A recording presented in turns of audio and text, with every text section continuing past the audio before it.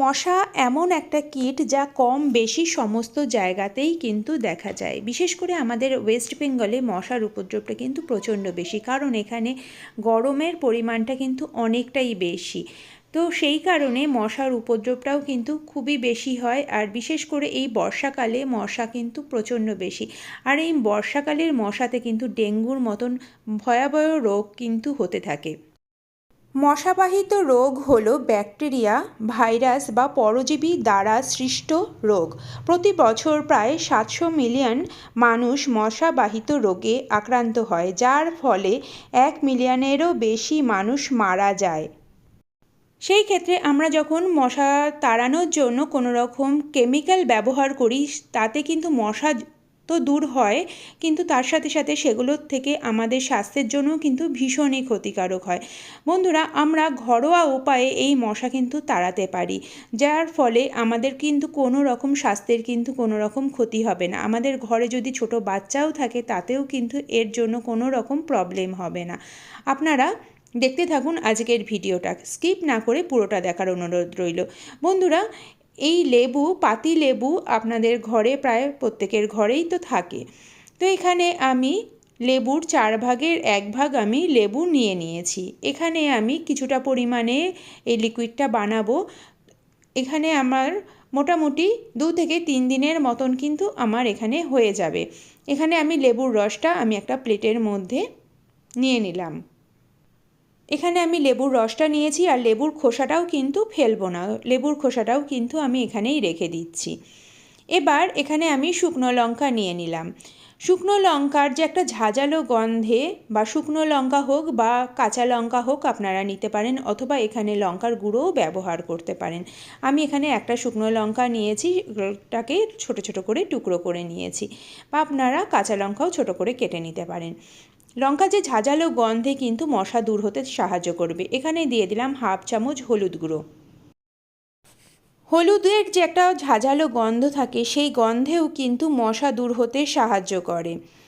আর নানান রকম ব্যাকটেরিয়া মারতেও কিন্তু হলুদ গুঁড়ো খুবই সাহায্য করে। আর এখানে আমি দিয়ে দিলাম চা পাতা।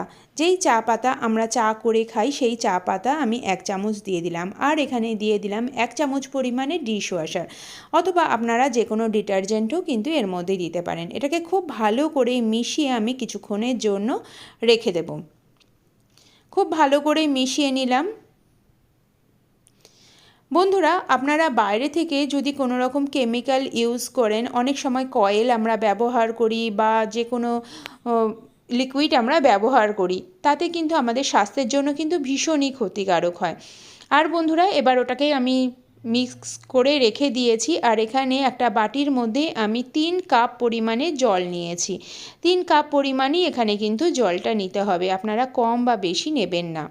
এখানে এবার এই মিশ্রণটা দিয়ে দিচ্ছি। মিশ্রণটা দিয়ে খুব ভালো করে এটাকে ফুটিয়ে নেব। খুব ভালো করে এই মিশ্রণটাকে ফুটতে দিতে হবে। খুব ভালো করে আমি জলের সঙ্গে মিশিয়ে নিচ্ছি। মিশিয়ে এটাকে ভালো করে ফুটিয়ে নেব। মোটামুটি 3 থেকে 4 মিনিট জলটাকে ফুটিয়ে নেব। তাতে কি হবে, এখানে চা পাতার যে একটা ফ্লেভার আছে, সেটাও কিন্তু এই জলের সঙ্গে মিশে যাবে।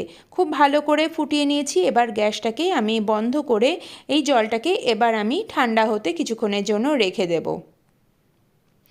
কিছুক্ষণের জন্য ঠান্ডা হতে রেখে দিলাম। এবার দেখুন জলটা কিন্তু একদম ঠান্ডা হয়ে গেছে।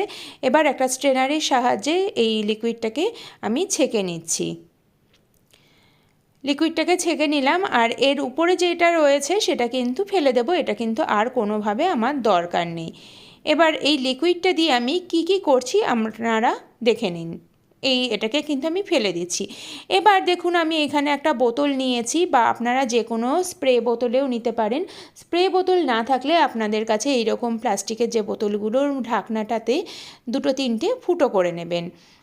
এখানে আমি এর মধ্যে ফুটো করে নিয়েছি, এটা স্প্রে বোতলের মতন কাজ করবে। এবার রান্নাঘর হোক বা যে কোনো বাথরুম হোক, আপনারা সেখানে ভালো করে এটাকে লাগিয়ে একটা কাপড় দিয়ে মুছে নেবেন। আপনারা এটা মেঝেতেও দিতে পারেন, ডাইরেক্ট মেঝেতে দিয়ে কিছুক্ষণের জন্য রেখে তারপরে মুছে নেবেন, অবশ্যই মুছে নেবেন। তা না হলে এখানে যেহেতু ডিটারজেন্ট অথবা ডিশওয়াশার রয়েছে, একটা স্লিপারি ভাব হবে, পড়ে যাওয়ার কিন্তু ভয় থাকবে। তো এখানে আমি রান্নাঘরে বা বাথরুমে দিয়ে দেবেন। আপনারা এটা বেডরুমেও কিন্তু অবশ্যই দিতে পারেন। গ্যাসের পিছনে যেখানে ছোট সরু মতন জায়গা থাকে সেখানেও কিন্তু আমরা ঠিকভাবে কিন্তু পরিষ্কার করতে পারি না, সেই রকম জায়গাতেও কিন্তু মশার উপদ্রবটা খুব বেশি হয়।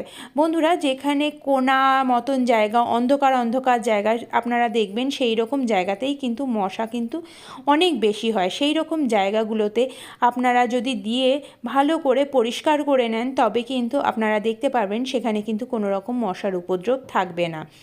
তো আমি এখানে দিয়ে দিলাম। আপনারা এখানে আমাদের প্রত্যেক বাড়িতেই প্রায় থাকে ইনডোর প্ল্যান্ট, আর এই ইনডোর প্ল্যান্টগুলোর মধ্যে কিন্তু অনেক সময় জল দিতে গেলে এই যে পটটার মধ্যে জল জমে থাকে, সেখানেও কিন্তু মশার উপদ্রবটা হয়। তো সেই রকম জায়গাতেও আপনারা দিয়ে দেবেন, অথবা ফ্রিজ হোক বা আলমারি হোক, তার নিচে যেই রকম জায়গাগুলোতে অন্ধকার অন্ধকার থাকে সেখানে কিন্তু মশার উপদ্রবটা প্রচণ্ড বেশি হয়। তো সেই রকম জায়গাগুলোতেও আমি এই লিকুইডটা দিয়ে ভালো করে মুছে নিচ্ছি, অবশ্যই মুছে নেবেন। বন্ধুরা, টিপসটা ভালো লাগলে লাইক, শেয়ার, কমেন্ট আর সাবস্ক্রাইব করে পাশে থাকবেন। পাশে থাকা বেল আইকনটিও বাজিয়ে দেবেন, তাহলে ভিডিও সমস্ত নোটিফিকেশন আপনাদের কাছে সবার আগে পৌঁছে যাবে।